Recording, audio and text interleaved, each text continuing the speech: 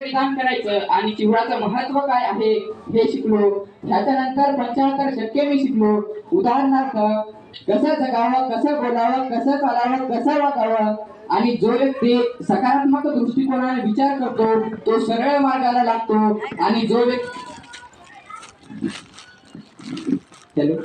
आणि जो व्यक्ती नकारात्मक दृष्टिकोनाने विचार करायला लागतो तो वाईट मार्ग लागतो. आणि जो व्यक्ती स्वतःवर संयम करायला शिकला ना तो व्यक्ती पुढे आयुष्यात प्रत्येक गोष्ट मिळवतो आणि प्रत्येक गोष्ट कमावतो. हा आत्मविश्वास निर्माण झाला आणि हा आत्मविश्वास निर्माण होणं म्हणजे यश मिळवणं ही गोष्ट मी शिकलो. त्याच्यानंतर भीमचरित्र, बुद्धचरित्र, डॉक्टर बाबासाहेब आंबेडकरांनी बौद्ध धर्म का काढला, तसंच अशा अनेक प्रवचनांतून मी ज्ञान घेतलं इथं आल्याच्या नंतर.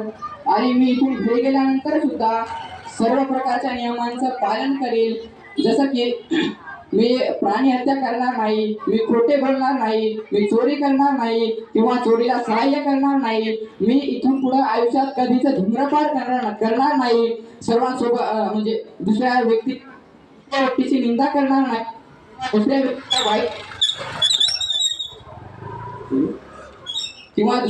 वाईट बोलणार नाही.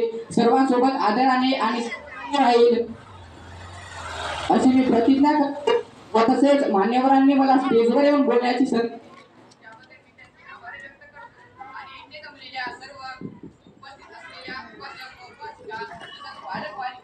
हॅलो गावकरी तसंच